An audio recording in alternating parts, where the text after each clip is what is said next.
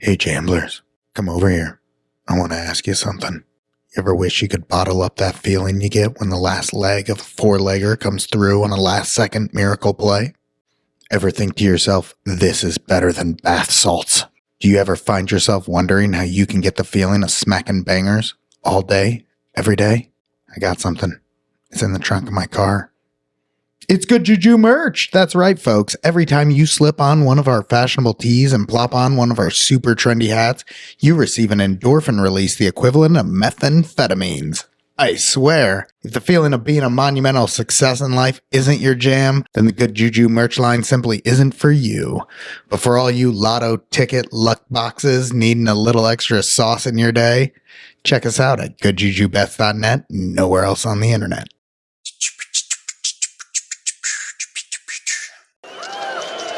We can't lose. No, we can't lose. Enjoy it while it lasts. Gambling gods, fickle bunch. Oh, yeah. So easily affected. We have a shooter and a good one coming out for a new point. Get your bets down, ladies and gentlemen. He's a rolling point is 9, place 9. 9 a winner. Got a hot hand. Place your bets, ladies and gentlemen. They bet on absolutely anything. Don't make them prove it. So, I'll go to sporting events and I'll take selfies with Jim Matson in the background, like shaking my head. You're tuned in to Gambling with Good JuJu. Welcome in, everybody, to Gambling with Good JuJu, the show more afraid of the limiting goblin than the FanDuel wizard. Don't forget to like, follow, subscribe. We can be found on any podcast platform. Just search for Gambling with Good JuJu. You can also find us on the socials at Good JuJu Bets. We are everywhere you are, and if we aren't, what are you doing there? I'm already over TikTok, by the way. Probably because I've never been on TikTok. You don't like the tiki-taki? You fellas have fun over there. I don't have TikTok. Who does? Is it over? Is TikTok over? Are we going to do this every week, decide if TikTok's over? It's the biggest social media platform on the world. What a show we have for you today, folks. We're talking with Rodney Knuppel, host of the Fantasy Focus show on Fox Sports Peoria. This guy has more sports-related jobs than most of gambling Twitter, gambling X combined. So we're going to pick his brain about how he ties it all together into a career and finds the time to get down action. We also need to dive into the world of odds screeners. Juice put out a video last week highlighting the 4 tools he uses every day in his plus EV gambling, and is going to break down how you can begin your plus EV betting journey using the free access to the Oddshopper tools. Breezy's freaking out after getting bit by the limiting goblin. That's our new thing. We're going to run with it. It's going to catch on. It's going to be one of our things that we got going on the internet. Just believe in it, the limiting goblin. So now he's going to ignore golden pants and start playing more square action. And we need to talk more NFL playoffs because we're getting into it. That's the hottest thing going on right now. We got thoughts. I know Jolly St. Vic over here has thoughts, and we got to start preparing for the Super Bowl. Damn right. All right, Juice. We've been hinting at this topic each of the first 2 episodes, and it is time we give folks some action points. It's no secret at this point that you, Kurt, and I are all using an odds screener to great success, which is going well. Great success. It has its drawbacks, which we are also going to discuss on this episode. But overall, the change has been enormous for our gambling. So the 3 of us all subscribe to an odds screener at this point, but it didn't start that way. Initially, you were utilizing the lines available to you for free on Oddshopper. Correct. Which is a great place for folks to start if they're uncertain about investing in a full service themselves, that sort of thing. So first off, to prep for this conversation, I went back and listened to season 1, episode 9, where we talked about me doing this the first time. And I did Oddshopper and an OddsJam free trial, and we talked about it, and it's kind of hilarious, the context, especially now that we're doing this, because we basically were like, there's no way we would ever do this, right? And then also, 48 hours into doing my free trial, I was limited on MGM, which is also hilarious. Okay, so is that a coincidence, or do you think that was a direct result? Like, were you already getting signs of being limited there? I definitely was. But all the CLV from the player props caused them to shut me off. So it tipped something that was close over the edge for you, probably. Yeah. Yes, for sure. And it was also hilarious because you were so panicked about it because at that point in time, we were still getting like $100 free bets. Right. Oh, MGM was my bread and butter. I was making good money on there On their free just bets. by playing their promos and Yeah. getting all those free bets. Yeah. So LOL that it's coming full circle here. We're actually going through and doing this process, and you got limited last week. Yeah. So I made it less than 3 weeks in before PointsBet said that's enough. But it's PointsBet. That's what I keep trying to ask myself. Yeah. And we're going to get into that of, is it just that it's PointsBet and there was literally nothing I could have done, or could have engaged in some of this and kept it fresh still on PointsBet? Sure. I don't know if they're just so quick on the trigger. It doesn't really matter. Right. But I know I need to be more careful on what I have left. So Yeah. we're going to get into this. So episode 9, season 1, folks. Check it out. Go check it out. It probably wasn't very good because we weren't very good, but we're better now. Trust us. So anyway, now new mindset, right? And fresh start. And I used this Oddshopper screener for months without paying for it. So if you go on there and you look under the premium betting tools, you go to positive EV bets, you pull it up and it's going to give you 4 bets to look at. Okay. So it's like you get the 4 free ones to look at. Like, okay, the software has determined these bets based on your filter set, which when you start is going to be nothing, are basically the 4 best bets they've determined you can make right now.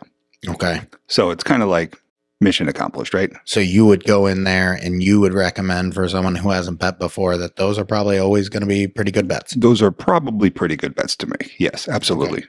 So was that one of the first things you did, was just start going down the list and playing all of them that popped up there? Yeah. So you start with those 4. But then the real proof in the pudding, once I started playing around with it, was every time you change the filter, it's going to give you 4 more bets. Okay. So if you change the sports book you're looking at, or the league, or even the individual market, it's pretty much going to give you 4 more bets. And so all those become multiplicative. Absolutely. So now you've got tons of markets across one book, tons of markets across the next book.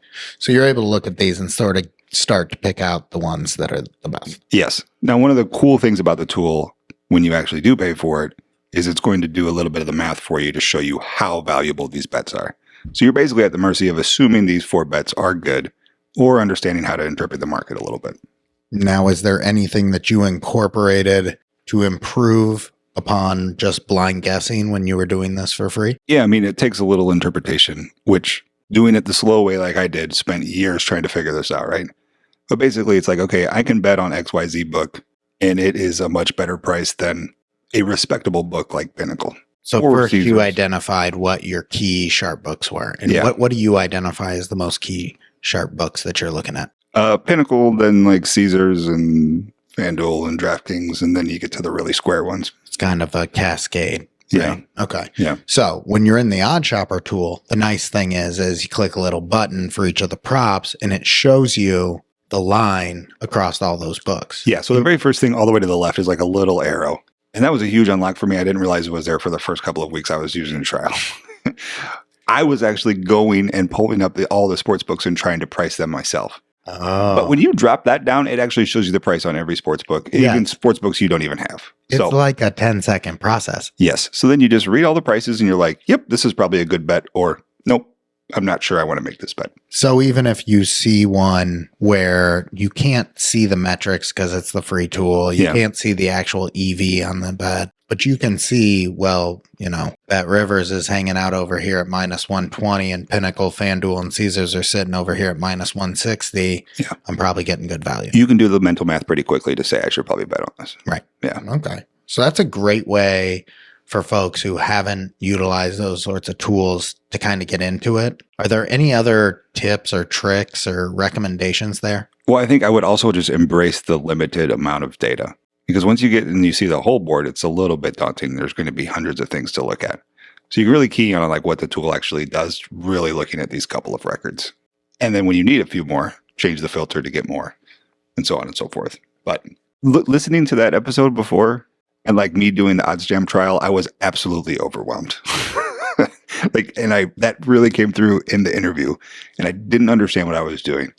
And now that I've done it for months and months, I certainly get it a little bit better. So I would not try to rush it, and try to understand what the hell you're looking at. I would recommend they start with a lower bet size. Well, than that they of usually course would. too. Yeah. It was also a hilarious part of the conversation from season 1, episode 9, where Kurt asked me, how much were you betting? And I'm like $2. So they limited me betting $2 or $3 on these bets. When you got limited on Bet MGM, you were betting $2 or $3. It wasn't actually $2 or $3. It was more like 10 or 15. But yeah, it was that little of a dollar amount. Yeah.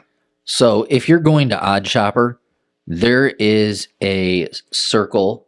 I don't even know what you call that. What's that I in there? Information. Yeah, A little information circle. circle. There's an information circle, and it's got what says, what are these metrics? And if you go ahead and click on that, it's going to tell you exactly what you're looking at the odds screener, including definitions of every category that they have listed up top. So you'll be able to read those and kind of get a better understanding exactly of what everything they have there listed as for the data. You've started incorporating some of their Kelly criteria into your own gambling, correct? Yes. So I have used, so what they do is they used 2/3 Kelly, right, Juice? Yeah, that's correct. Okay. So, and I'm finding that when I put in my bankroll, there's a little spot up top to the right-hand side where you can put in your bankroll, and it will tell you exactly the percentage of your bankroll to bet on each wager. Now, the problem with that is it's a little too high. You're in not my a fan of 2/3 Kelly. I'm not a fan of 2/3 Kelly. I think that's too much. Too aggressive? Too aggressive. But I even think 1/4 of 2/3 Kelly is too aggressive. Yeah. Can I ask this question? If Yeah. you're betting 2/3 Kelly, what What does that mean? does that mean in terms of a unit size relative to a percentage of your bankroll?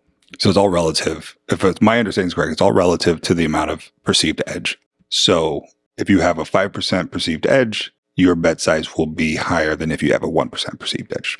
Correct. Okay. And whatever your unit size would be like 2/3 extrapolated to the amount of edge. But it's also figured in your probability to win the bet as well. Yes. Right. So they're never going to recommend Correct. Good point. a plus 190 that you bet a unit and a half, or you know what I mean? Correct. Because your win probability is so low. Yes. Yeah. Good call. As opposed to a minus 105. Yeah. Kurt, are you around a $25,000 bankroll? Yeah, maybe a little more. Okay. What is your 2/3 Kelly recommendation on a 110 line or something along those lines? This is going to be like $1,000. It's going to be a lot. It's going to be at least 600 probably. Yeah. It's going to be $600. 600. Yeah. That's way too high. That is not way too high. You don't think so? Yeah. We'll talk about the limiting goblin soon. No, right. So that's fair Yeah. in terms of other reasons, but in terms of percentage of your bankroll, 600. But 1/4 Kelly. Oh yeah, that would be way too high. 600 is too high. 1/4 of 2/3 Kelly on that $600 bet is 150. Yeah, That's reasonable to me. yeah. No, It's that is reasonable. reasonable. Okay, so for your bankroll, For it's my reasonable. bankroll. Yeah, 150. absolutely. Especially when I'm betting 45 plays a day. The volume, right? Yeah. Yeah. So you are playing 1/4 Kelly. No, I'm playing 1/8 Kelly. You're playing 1/8 Kelly. Yeah, I'm going even more conservative. Why? I mean, I just don't like the idea of having 25% of my bankroll bet in one day. Because of the volume you're betting. Yeah, because of the volume. Right. So you're cutting down the The exposure. risk. Yeah. Yeah. Why have you not considered the alternate of increasing your unit size and decreasing your volume? Because I like more volume.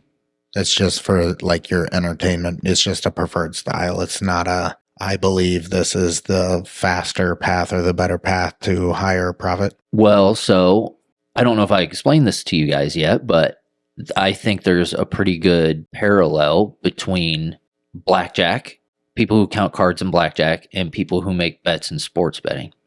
And if you watch what the card counters do at the blackjack table is they play as many hands as they possibly can in a session, right? Because if they know if they're playing at an optimal level at plus EV, those hands continue to add, and so goes the ROI, right? So the way I look at it is the more positive EV bets I can make, Yeah. the higher And it might take a while, but the hill's going to climb. But as that blackjack team builds their bankroll, do they not move to higher bet sizes in terms of their weight at the table? I mean, that's a great question. And I would say they would stick with whatever they decided their unit size should be. It's a real conversation. Yeah. I don't know. Depending on the count, though, here. right? Depending on the count. Right. So when the count gets high, yeah. and when you have another perceived edge on top of the count, they'll bet the table max. Sure. Right? That's the whole magic of card counting. Yep. So when they get a 1% edge, they bet as much as the casino will let them. Yep. And so that's kind of what I've switched to. So I'm not doing my regular standard unit size, right? Flat betting. Yeah. I'm not flat betting. I've adjusted it now to where if the perceived odds for the wager in the Oddshopper tool is high, right? I'm betting a little bit more. Based on the perceived expected value. Yep, exactly. The higher the EV, the higher my bet's going to be. Okay, I want to report back on this, but not until you've got a bigger sample size. Okay. Yeah. Is that fair? Fair. Yeah. Let's see what's going on with this. I want to check back in with you. So my just to clarify, my standard unit size is $65, right?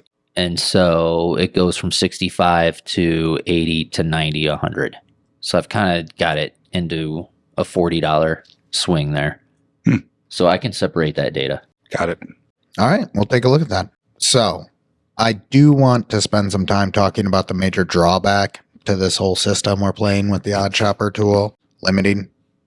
As I mentioned at the outset, the limiting goblin got me this week, and now I can't get down my full amount on PointsBet, which, LOL, that I had a PointsBet account for almost 4 years and I'm just now getting limited speaks to my style of gambling before this. I don't even know if I was up on that book, if I'm being honest with you guys. So that said, this is a problem. Juice was super worried about being limited, and then Golden Pants calmed you down. But now I'm really worried about it, mostly because I have outs that you don't have. So I'm more worried about preserving the more sensitive outs, such as BetMGM, BetRivers. I think those are the only two that I have now that you don't. Yeah. Pros and cons, though, right? Like, you've proved this out that it works. Right. Which I think is tremendous. And the funny thing is, on PointsBet, I should have seen this coming.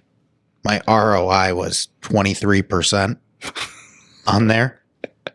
That's incredible. Short sample size. With over 100 bets. That is wild. Over 100 bets on there in less than 3 weeks with a 23% ROI. And so I've been reading the Mr. Limited thread on Twitter. Everyone should check him out. Great thread. Mr. LIIIMITED. Several I's in there. I think the actual ad is Pennywise Cap or something like that. Oh, yeah. Pennywise Cap. You'll find him. Anyways. You know how to use Twitter by now. Right. So I do want to share a few takeaways because I read that like, what did I do? What can I do better? It feels devastating at first, right? Yeah. Well, 23% ROI. Can I just interject how I got limited on PointsBet? It's about as absurd as yours, but this is really quick, right? Okay. So I was betting NFL props. During the season, right? And I was just going off. I wasn't betting anybody's plays. I was just betting NFL props like a normal person. And PointsBet had 5 yards lower on every wide receiver and running back prop than any other book. And I was betting $25, and I would just bet the prop with the lowest on PointsBet, which was 5 yards lower than everybody else. Yeah. So you're getting CLV. Yeah. That's it. That's the name of the game. You weren't even using anything. No, I wasn't using anything. Your own brain. Yeah, exactly. You were just looking at line shopping and going, lines, oh my gosh, every bet I want to make, the best number is at Kudos PointsBet. to you for finding all these player props that have sharp books giving out better numbers than square books. I might have made $120. That's the funny part. Yeah. That's the funny part. All right, let's get into a few takeaways. I'm going to start with some small ones because I just thought that these were kind of interesting. First of all, over betting on bet and get promos by just a small degree. So let's say you've got a $20 max, you got to bet 20 to get 10, something like that. Well, if you throw $25 on a bet that you're betting is plus EV anyway, like we're playing good bets when we're playing these to begin with. Right. Throw a little extra weight behind it. Books aren't going to pick you up as quite as sharp because you're not so consistently meeting the minimum requirements to get down on that action. So would this be like, what are we talking about here? Bet a $25 on the championship game and get a $10 free bet. Exactly. Okay. So we need to bet $75. More than $25. Okay. It's not, you don't have to. No, he's like, I put like 1.2 or 1.4 units behind it instead of 1 unit. Okay. And Just nothing to trigger. Like, okay. The act of doing the minimum all the time is going to be what's triggering them. And that's a lot of what I picked up is like the nuances of things where they're collecting data. Another one is literally just spending time in the app and checking out the different markets and seeing, what they have in there. A sharp bettor is most likely going to do all their research, get all their stuff, get everything together for their wagers, pop into the app, place their bet, pop back out and move on with their life. Recreational gambler is doing more gambling within the app, within the markets there, and they're poking time around. So if you literally just spend a little bit more time on the app, they're collecting data as far as how much time you're spending in the app, and it'll make you look more like a recreational gambler. So you think they're tracking clicks too? Because technically you could just leave your... They're definitely tracking. They're tracking clicks. They want to see you clicking around in the book, he said. Okay, so check your alt lines. Right. Yeah. Right. Check every team, even the ones you're not betting on. And here's another one that I should have picked up on, and I think with PointsBet would have really helped me. He calls it green light, yellow light, red light. And when you think about things like, are your promo maxes getting cut on a book? Are your pre-game bets taking longer to go through? Are you killing one book in particular through CLV over a short period of time? These are all warning signs that are going to send your account from a green light to a yellow light. And if you recognize that, there's still time to nurse it back to health. But if you go to a red light where, boom, now you're limited, it's over. You're not getting out of that jail. So when you recognize the signs, and I did, like several days before I got limited on PB, I started noticing that wheel spinning longer and it taking 3 seconds. And I had known this kind of fact in the back of my head. I think Golden Pants talked about it. And I saw it and I was like, oh man, I wonder if that's that. And then boom, I got limited. So if I had paid attention to that and started maybe throwing it some square action, backing off on how many of the plus EV plays I was playing, those sorts of tactics, maybe I could have kept that account live or longer. Or a couple more weeks maybe, but yeah. It's funny you bring that up because DraftKings does that to me. They send my bets to a trader. Not good, pal. You know what it's funny too? It's all the juicer deucer and baseball plays. Wait, how long has it been doing this? It hasn't done it since baseball. It only does it for my baseball bets. You got VIP since baseball season. Like what is... Yeah. So obviously that's not a big deal. It's also questionable what VIP actually means at a sports book. Well, they keep giving me $100 promos. Yeah. No. So I think I'm still in it, but I'm not in it. It's weird. Yeah. I don't know what's going on. Well, there's also like a theory that the VIP system could be perceived. There's just more people watching what the hell you're doing. Yeah, sure. Yeah, absolutely. Right. That's entirely what it is. Like that's absolutely what they're using it for. Absolutely. Yeah. So, that's interesting. Okay. Anyway, back on topic. So one way, and I think that this is the most fun part of the whole exercise, to keep myself in the app longer, to keep me looking square, to keep me having more fun with my gambling, which is the whole initiative here. I really got to get into more parlays. I got to start making myself look a little bit squarer. This is a big one he's talked about, is making square bets that look sharp, taking advantage of parlays, combining plus EV plays to make it look like it's square action when really it's sharp action. I don't really know what I'm doing there. Like, I don't know. Do I just take two that say plus 5% and combine them and then bet that? What weight do I apply to it? So I wanted to talk a little bit about what do I do with this? Any thoughts here in terms of how do I get down more on parlay square action? So let me put out one thing here then. Okay. Real quick. So that you guys look a little bit like I don't know what I really want to say. So I could take all plus EV legs from the parlay builder Okay. and combine those and start there and just start playing those randomly. Okay. Does that make me look square though? If I'm using definitely plus EV bets of a strong degree and combining them into parlays and then betting them? I think it would be favorable action to the sports book. Okay. Agreed. Okay. I could randomly throw things together based on Twitter and my gut. That would be probably even more favorable for the sports book. Agreed. And I could tail touts that give out these specific kinds of plays. Sides and totals. That's You're your talking- advice? No, well, that too. Yeah. I mean, No, I'm talking lotto banging, actually, like going in, like sound. starting to tail like the beat the books guys who are getting these big, massive lotto ticket plays and just have fun Sure, with that. until Why not? they hit one, and then it's like, well, hey, somebody hit us for $50,000 bet, and oh, look at that, 30 other thousand people hit us for, whatever, $4,000. You know, So what I you mean? think that gets some of them flagged? Dan has never had a concern about being limited. That's crazy. He 15x'd his bankroll last year and That's has never wild. had a concern about being He limited. didn't even know it was a thing. Right.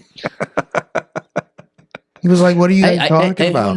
Who knows? Maybe he's making so many of these parlays that they're just like, wow, okay, Yeah. knock yourself out, buddy. Right. That's, I think, what You guys I think that's- are gonna make, But when somebody that's got 100,000 followers hits one, it wouldn't take that much to say, all right, software, give me everyone else that made that bet. yeah, for And sure. now I'm going to give them a bad mark. Okay, if we go down that far the rabbit hole, do we have any prayer with anything? Nope. So there's no real point to any of that if that's the case. If they're Yeah. tracking us that close, if they If- want to, they can just go in there and they can say, who's up X amount, kick them out. Totally. Yeah, And so at the end of the day, then none of that would matter. But there are ways to nurse it, keep it going longer, and have some fun with it, I believe. So on the topic of using parlays as a means of having more fun, looking square while staying sharp, I don't think necessarily, unless it's a promo bet, I think on my promo bets, I'm going to be giving out more square plays in terms of just whatever's fun. Boom, do it. I'm adding a boost to it, whatever I get, whatever edge I get. But apparently they do look at those promos in that way. So that would be worthwhile. Yeah. But for non-promo related real action utilizing parlays, what do you think I should do? Should I go with the tools and use the tools? Should I tail individuals on Twitter? Or is there something else you would recommend for me? I would pick your favorite team and bet on them every night. agreed. I do whatever the heck you want to do. But I understand the challenge. The more parlays you can make, the better. That's my opinion. They're Not if gonna they- love you. But if I make parlays myself, I will lose my EV. Of course. Right. So your fear is Bet him for $5. Do what he does. He does touchdown parlays during the NFL season for who doesn't? They're awesome. a pizza bet. We all do that. Yeah. Yeah, you're golden. Right. Pick your favorite guys. Right? It's funny. This is a funny concept. Yeah. So we're just going to leave me twisting in the wind, it feels like. Well, I mean, You guys, I've been limited on more books than anybody at this table. True. So I'm not going to tell you how to not get limited. Be bad at betting. You and I are tied, bud. I still have Bet Rivers and MGM. They love me. Yeah. I have Bet Rivers and MGM as well. That's wild to me. I I'm thought going to Bet get Rivers banned was- before Kurt. I Kurt's thought, style of action wins there you go. in terms of Start tailing keeping Kurt. the books thinking you're square. Why was tailing Jolly St. Vic not an Well, option? Look, RJ, we spent 3 years thinking he was square. Remember? Oh, yeah. Remember that? Yeah. Yeah. And so if we thought it, the algorithm probably thought it too. All right, we're moving on. Jokes on them. There you go. Jokes on I don't them. even know what your takeaway is, audience. I'll figure it out in post-production. Good luck. On to our next topic. We do want to talk about the NFL playoff recap. Is Josh Allen the new Phillip Rivers? What? Yeah. Go on, Kurt. You want to hear this? Yes, I want to hear why you think Josh Allen is the new Phillip Rivers. Hey, how many AFC championship games has Phillip Rivers been in? He's been in a lot. Remember those Chargers teams that won a lot of games? Yeah. Hey, he couldn't get over the hump. Mm. You know who else can't get over the hump? Josh Allen. We're seeing it every year. Josh Allen can't take them there. He can't do Josh Allen have a fantastic game against the Chiefs? it. Yeah, you say that.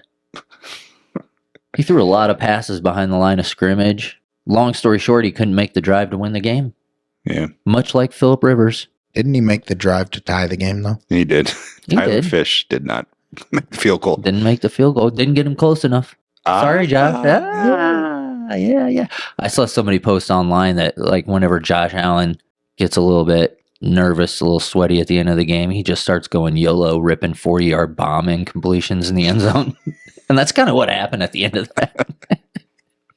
So, yeah. NFL playoffs. What'd you guys think? Did you watch any of them? Yeah, of course I watched the playoffs. Look, at the end of the day, we all have the 49ers future, and we're also all supporting you Well, thank you. in the 49ers. Yeah, totally. And when the 49ers pulled that game against the Packers out, Ooh. and their odds didn't seem to really be improving, even though they had won a game and improved to the next round, I kind of looked at it like they got the bad one out of the way there, and they still moved on. They're terrible. That's one of the worst. I think the Ravens game and the game against the Vikings were the two worst games that I've seen them play. This one might have been worse than all of them. See? It was terrible. They couldn't do anything right. And they got through it. And so I believe that that's not going to continue, because I do believe that they are the best team in the NFL. And I look at the other teams left in the semifinals, and I still feel good. I mean, the Chiefs, I would love for the 49ers to get the Chiefs in the Super Bowl. I would too. But Chiefs, you know what? I would be most worried about the Ravens. They're going to get smoked by either of them. I think See, now you're back into the Debbie Down. Okay, have Here you we seen, go again. how nervous would you be as Chiefs fans watching Kadarius Toney step up to the line well, of he's scrimmage? not even playing, but they got Rice and they got Kelsey, and that defense is good. And it's Mahomes is just it's ridiculous. How are we going to he's got stop the him? goods. Yeah, he's got the goods. So does Lamar. Debo going to play this week? I hope so. He better be out there.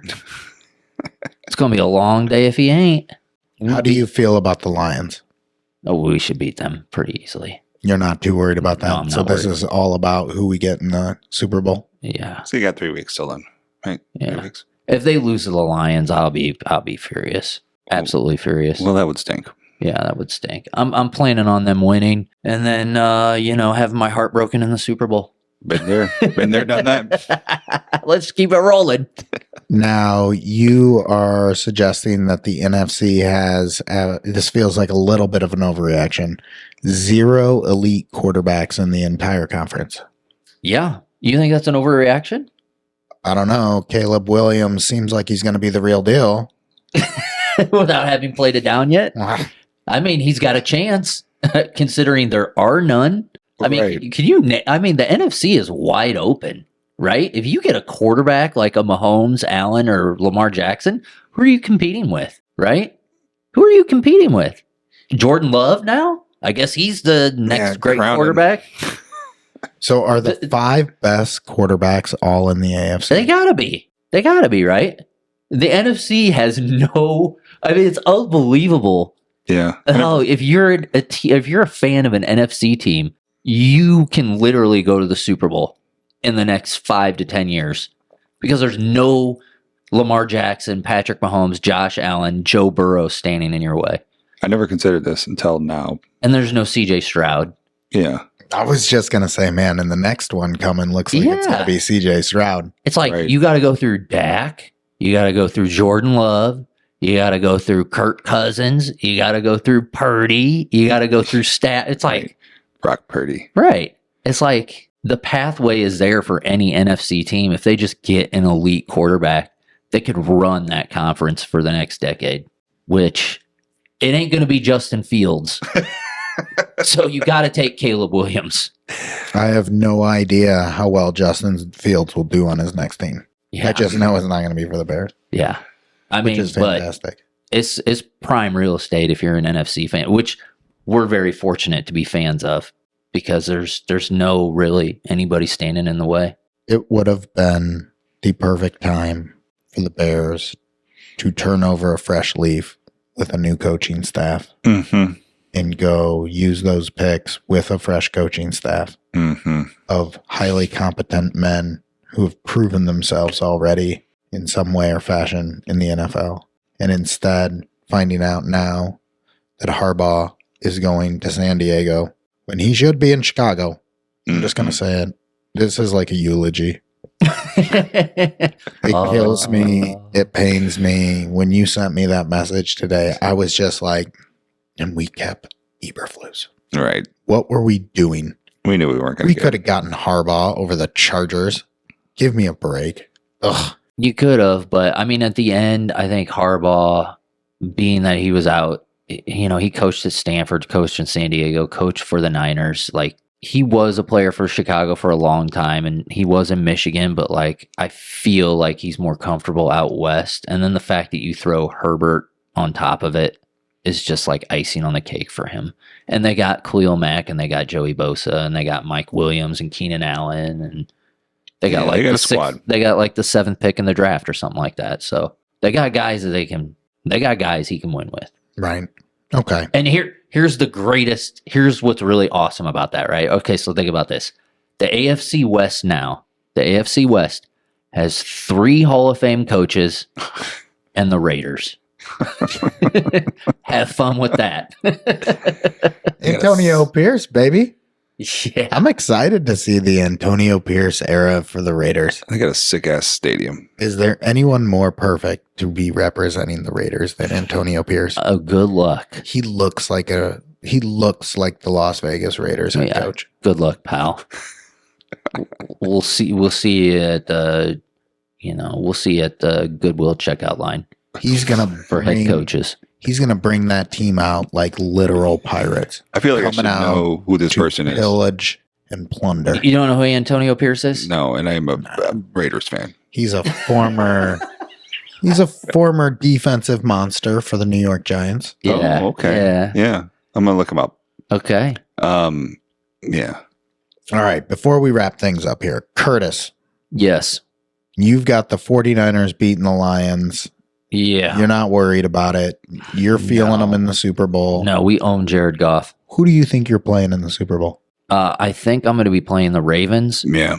I want to play the Chiefs, although it's a revenge game either way because the Ravens beat us in the 2012 Super Bowl and the Chiefs beat us in the 2019 Super Bowl. So either way, it's a revenge game. You think your chances are better against Mahomes and maybe less ideal supporting cast than the Ravens?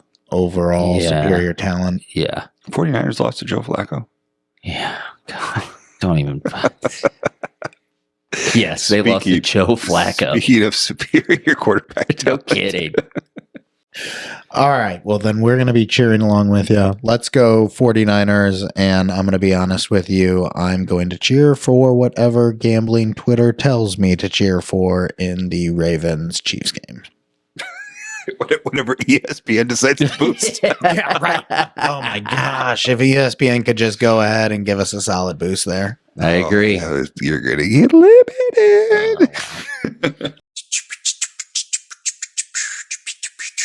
All right, Jamblers. We're excited to welcome into the show host of the Fantasy Focus show on Fox Sports Peoria, Rodney Knuppel, at Knuppel Rodney on the Twitters. Rodney, thank you so much for joining us today. Man, I appreciate you guys having me. You guys are doing a great job. I love what you guys are doing, and you're kind of funny sometimes too. So thanks for having me on. Appreciate you. I will take the sometimes as a sincere compliment. High fives. Right. All right. Now, before we get into your story and talk gambling, we need to close the books on something. Pick to click. I'm not doing this again unless there are real changes. Oh, boy. Okay. Hunting down everyone's plays, looking up their results, adding it all to the spreadsheet, updating the graphic, making the post. I don't like it. No, I hear you. It's a pain. Well, right. And as you guys know, that's why I don't want to do it. I don't think anyone wants to do it. But unless we can make it viable, I'm not going to do it.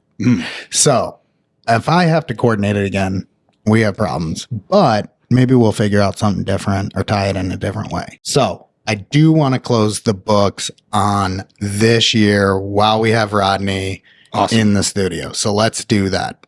Overall, on the year, the pick-to-click board was one of the worst performing things on the internet.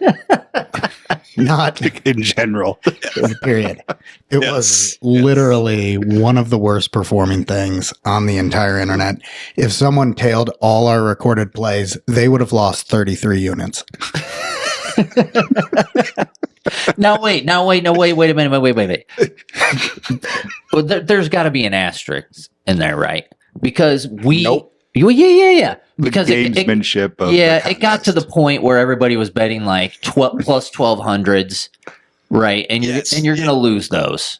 Yeah. So, bro. So I want to get to that real quick because you guys are the reason Skeeter will not shut up. He literally will not shut up. I won the pick to click, you guys. But the bro is picking like minus 130s every week. He's like, I'm going to do Christian McCaffrey anytime touchdown. And then I'm over here like, okay, I'm going to do Kyle Juszczyk 3+ touchdowns and try to catch up to you. Like, yeah. And then he won't shut up. He's like, I won. Yeah. Let's just mute him. But good work, pal. So you're going to You're going to tell me one learning we can take away from this is lotto tickets probably aren't the best approach when you only have 16 weeks to get your results. Well, I mean, I think Rodney, the way we played it last year is we had a prize pool. Everybody put in $50, but the deal was you actually had to bet a full unit, whatever your unit, the number of your unit was, $50, $25.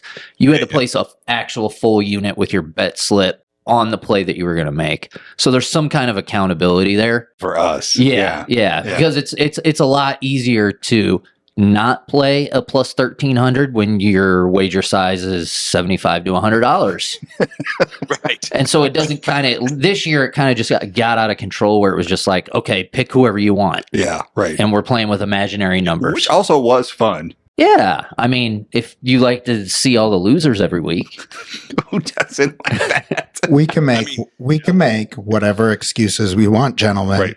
At the end of the year, if they tailed all of our plays, they would have lost 33 units. That's an inescapable fact, and it's terrible. I think it's fantastic. Okay. That's fine. So here's a couple things about this. There were two key groups of participants. On one side of things, we had Skeeter and Juice. Skeeter did end up winning. He was the only participant to finish up. For the record, he ended up between 1 and 2 units. Yeah. So he did okay, but he came away ahead. Dude. Juice, you finished down less than 1 unit on the year. So. Betting into lines in NFL Sunday morning. That's pretty good. That is pretty good. Good job. Kurt, you were down 8 units on the year. Well, I had to play units. catch up. Yeah. You did not. After week 2. You did not. I was down 11 units on the year. And Rodney, you lost 13 units this season. Welcome to the show. How do you explain yourself? Yeah, and I'm pretty sure the other 5 I just didn't play. I'm pretty sure that I went 0-13. No way. There's no way. I love it. You won 2 weeks. Good 2 job. weeks. 2 weeks. So 2-13. Yeah. 2-15. Yeah, 2-15. I mean, yeah. Nicely done. That's pretty natural. Yeah. That's why I wore my shirt. All I do is win. There you go. So I always like to give out a learning on these shows, and I think our learning is we have never been and we will never be a pick service. That's true. No one in the audience should ever trust us in any way, shape, or form. No. I mean, not for small gambling advice, I guess. Gambling advice, absolutely. Right. Pick service. Pick advice. We're not a pick service. If I put something out, you don't need to tell me. Now you tell me after I bet all those college basketball coaches. All right. Okay. Let's get into this real quick, Rodney. Is every job you work in the field of sports in one way or another? Oh, 100%. Yeah, man. I would never be able to do anything else. And how many active jobs in the field of sports would you say you have right now? Well, a lot of them I don't get paid for. I'm a dummy. No, I mean, I do a lot of volunteering, like the junior high and shit. Yeah. Like I just got done doing the book for 3 regional games. So, like, you ref, though, don't you? I do. Well, I try to. At least I admit that I tried to. Some of those guys get out there and they referee and they're like, yeah, I'm pretty good. I only do it because I used to run the Morton Heat, which is the local basketball program here. I used to be the president of it. And then I was like, you know what? I'm pretty involved here for 3 years and I didn't get paid a single dime. Like I spent hours and hours and hours. I'm like, I'm going to get my referee patch and get paid $35 a game and just referee as many as I want. Yeah. Eventually, when my boy is older and out of like junior high and maybe even high school, I may do other games. And so this is kind of leading me into it. Like I know I'm not very good now, but I'm doing like third grade games or fourth grade games or fifth grade games. And if you suck there, then it's not that big a deal. But you go out to like the guy at Morton Metamora, he was terrible. And I don't want to be that guy because there was like 3,500 people in front of you. But yeah, so I do referee. I've coached a lot. My job is with my brother in our content business, but yeah, that's a kind of a dying industry. Is not dying industry, but like everybody's doing it. So like our side, it's a little saturated. Anyways, that's just where I'm at. So PA announcer at the Chiefs, did I see on your LinkedIn? I did. Yeah. So that's been a while. Okay. Oh, wait, hold on, real quick. It's been a while. Yeah. Do you, yes or no, have any stories about being a PA announcer for the Chiefs? Any good stories? Not really. Okay. All right. Really. Then tell us about it. Tell us about it. Yeah, they didn't have a lot of good, they didn't have a lot of dudes. You know, Jordan Walker wasn't there at that point. You know, there had been no Pujols left, stuff like that. I mean, like the memories for me is like playing Baby Shark like 6 times and having like 1,000 10-year-olds doing the Baby Shark thing. Like that's like what I remember on Earth. Yeah, and like they had, I swear to God, they had like 75 firework nights. Be like Tuesday night fireworks after the game. Stick around. I'm like, I can't. Yeah. So I mean, it was one of those things where they were in between trying to get a PA guy, and my kids were still pretty young, and I wouldn't be able to do it now. Like I can't get up to Peoria 6 nights a week to watch minor league baseball. I love baseball, but yeah, there's so many games. There's so many games. There's so many games. Like they play a homestand and have 10 straight nights. Like you can't go to Dozer 10 straight nights. Right. And I love baseball, but I could do it if I didn't have kids, but they pay like minimal. I mean, it's like minimum wage. Yeah, so, of course. Anyways, but no, that's fun. I just like being involved. Rodney, we know you from the radio show here in Peoria. Yeah. So let's talk a little bit about this. Now that you've been in radio since 2015, correct? That is correct. Okay. What have you noticed in terms of throughout the landscape of being in this radio business, what it looks like today versus what it looked like when you were doing this back in 2015? Particularly around like the sports betting. The sports gambling in particular. Yeah. Yeah, I mean, the first couple of years we did our Peoria Fantasy Focus show, like betting wasn't even really to be talked about, to be honest with you. In 2015, 2016, I don't know, for quite a while. Like, and in fact, Skeeter's so black and white. He's like, no, we can't talk about it. We can't talk. You know, you can't break the rules around Skeeter.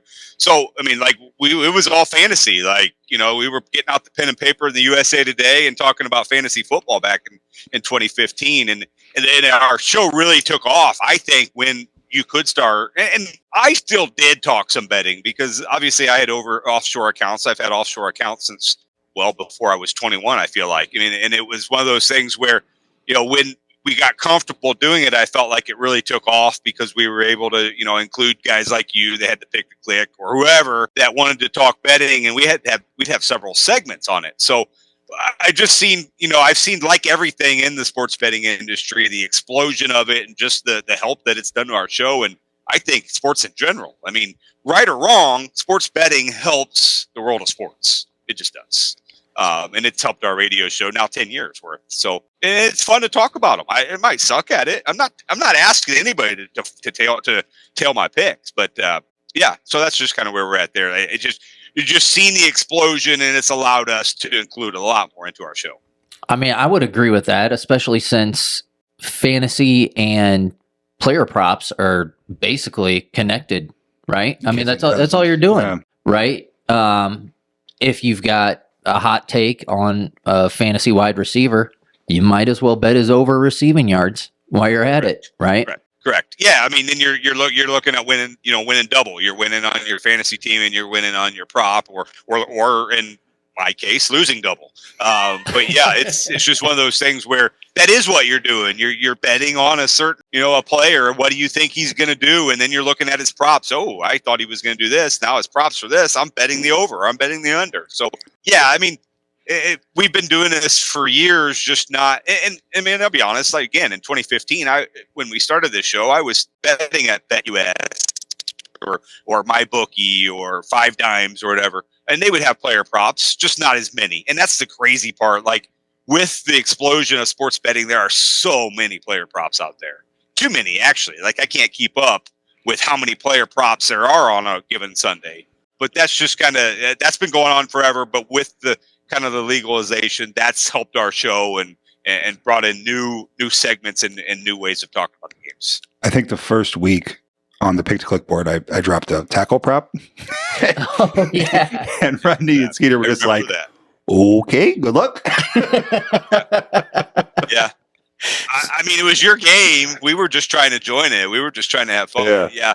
Yeah. I mean, you could have included a kicker prop. That would have been even better. Yeah, kicker props are fun. So what percentage of your content now related to the show would you say is more along the fantasy focus versus more the gambling focus? Now, I know your show is like the fantasy show, but how much are you guys talking one versus the other on the show these days? Yeah, I mean, we still our bread and butter is fantasy, and to be honest, that's Skeeter's. I mean, I've bashed Skeeter twice already here talking to this, but he's a great friend of mine, and he is a genius. I'm telling you what, that guy. But his knowledge is more in the fantasy, and like he's not going to ever break into the bet. I mean, he's pretty decent at betting, to be honest with you, because like he's smart. He doesn't take risk. He's not like me, and it's like, yeah, I'm going to go 3+ touchdowns for Kyle Juszczyk, Christian McCaffrey anytime touchdown. When he sees odds that are for him. But so it still goes to fantasy. I would say, you said what percent? I'd say we're still 75-25 on the fantasy side, because in the end, we were still built on Peoria Fantasy Focus. A lot of our talk is start sit, who to sit, who to play. And that's driven on the listeners and the text line and the call line, which has grown every year. 10 straight years we've grown with the amount of texts and the amount of calls. And, hopefully year 11, we extend on that. But really some of that has to do with our show is not just out of Peoria. You can listen online. We've got guys that, go on vacation in Hawaii and they'll listen in. So like, it's nice. Because 2015, we didn't have all the online services. Now you can literally catch us everywhere. And so that helps our text. Yeah, I've noticed that when I listen, you guys do get a ton of texts in the text line about start sit. Lots of them. They just roll in rapid fire. Yeah, and I mean, to be honest, like that's kind of that was probably the purpose of the show in 2015 is to like really, and to be honest, probably a demographic that may even be older than us. They don't necessarily want to put in the time, but they're in the corporate fantasy league or the office fantasy league, and they're getting on a Sunday, and they don't really know who they want to play. So what are they doing? They're texting Rodney and Skeeter for their answer, and that's okay. Like, and we kind of as an industry need to continue to embrace that, because like we're not all going to be experts. We can all pretend to be experts. We're not all experts, and it's okay for people to just continue to play fantasy and bet under your own means, but you don't have to be experts at it, but that's what we try to just provide the best answer for those that do, whether they are all in on their fantasy team or I got this fantasy team and I just need my lineup set. So we try to cater to both. All right. So I've got a question. I hope you can answer this because I've always wanted to know this. So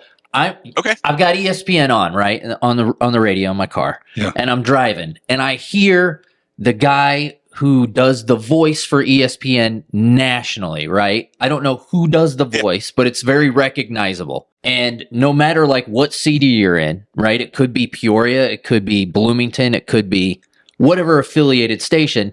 It's that guy saying the local hosts' names, right? Like you're tuned into the the couple or the Rodney and Skeeter show on Sunday mornings, right? How does that work? How does that guy get all the affiliates of all the local shows across the entire nation? How does he do a bit for that? Yeah, so to be honest, there's a husband and wife So you probably heard the lady voice, right? I haven't heard the lady voice. Have you heard the lady There's a voice? lady that does the same thing. Yeah. So there's a couple. I'll just say their last name is Cutler. It's the same as Jay Cutler, but and they basically, that's what they do. They have a studio in their house and they do voiceovers.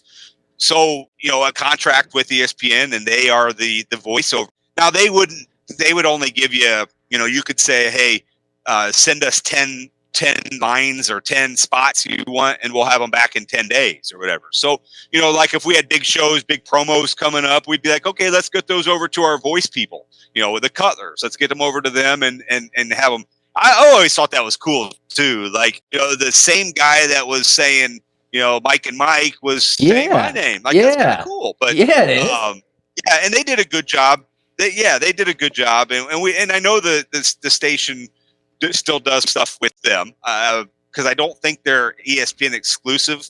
I think they've done some stuff with Fox now, and over the years, I think they've built up their contracts. But anyways, yeah, so that's what happens. And I'm just trying to think in my head, like, that's all they're doing for like 8 hours a day is reading these promos from stations across the country. Probably not a bad gig. Well, all you're literally doing is you've got this studio. I'd like to see I bet they've got a cool studio. All I can think now is you gave us the name. Now we have the name The Cutlers, so now we can reach out to them. Well, I think what we're going to need is like Ronnie to sneak in a couple liners for us, right? Oh, wait. Do you still have access to The Cutlers? I mean, yeah. We right. He'll hit them up. No, it would be the full-time. Yeah, it would be the full-time employees over there at now Fox Sports Radio out of Peoria.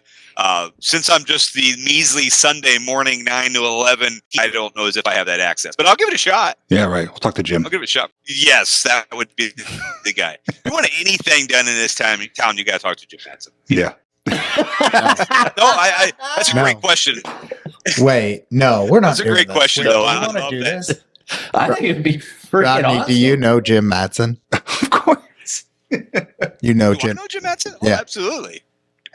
Jim Matson is my arch nemesis. Oh boy, do I want to hear this? Yes. Oh, you have to now. Yeah, you have to. Can I tell the story? Can Jim Matson hear this? Think you could tell it better than Absolutely, me? Jim Matson can hear this. So I was 10 years old. This goes back to childhood. This is like some childhood trauma. It's traumatic. I was 10 years old, Rodney, and I was at a Bradley game, I think. He doesn't even know. And Jim Madson's doing his thing with the video camera or whatever. He might have been so big shot back then he didn't carry the camera. I don't remember. But Jim Madson, you know what he does?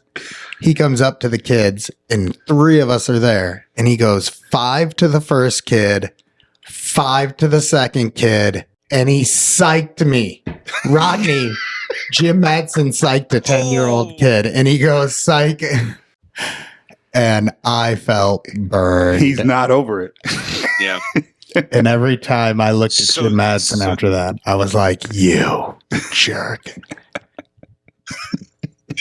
It went from me being a kid mad at Jim Matson to me being an adult hilariously mad at Jim Matson. So next time you run into him, you'll be like, hey, do you remember this kid that you didn't give a high five to? So like, I'll go to sporting events and I'll take selfies with Jim Matson in the background, like shaking my head, and then I'll send it to friends. Just let him know I do that. Interesting. Talking about bad juju. So like 25 years worth of this. For folks who are wondering who Jim Matson is, by the way, I forgot to mention this. Jim Matson is a very long time sportscaster here in the Peoria, Illinois. Most famous sportscaster maybe ever in Peoria. Right. Who was a sportscaster when I was a kid, is still a sportscaster, who I'm sure is absolutely a lovely man for the record. Oh, yeah. I'm sure it's the most harmless thing a person could actually do to someone, right? Like, I don't even think he said psych. I think he was just like, like just having fun with us, not being anything. And I was just like, you jerk. Yeah. The first time he told me the story, I'm like, why would you hate that guy? He's a legend and he's awesome to everyone. And then I told you the story. And now I had to bring it up. So there you go, Rodney. Now we know. Bring that up at the water cooler. That's a great story. I will tell him. I'm going to tell him. I'll see if he remembers that from probably the 90s. It was, yeah. No, yeah, it would have been early 94, somewhere around there, 93. If he remembers that, God bless him. If he remembers that random absolute nothing moment that existed at this random point in time, I'm sure he did not. Also, let him know I'm actually over it. Okay, yeah. I mean, I could clearly tell that you were over it. I don't lay in bed. Sometimes I wake up. Yeah, sometimes I wake up in the middle of the night just going, Mattson. All right, folks, that's going to do it for us this week. Next week, we'll have on Grant Neffer, formerly known as Turd Ferguson, contributor at scoresandodds.com. He can drink a beer really fast, hates vegetables, and gambles. I love reading people's Twitter's bios. He and Juice have met before, and all I can see is an image of the two of them pointing at each other like that Spider-Man meme. Let's find out just how similar the world-renowned DJ I know is to the world-renowned anytime touchdown scorer predictor that Grant is. Wow. All that and more next week on Gambling with Good JuJu. Good JuJu to your bets, gamblers. We'll talk again soon. Cue the music. See ya.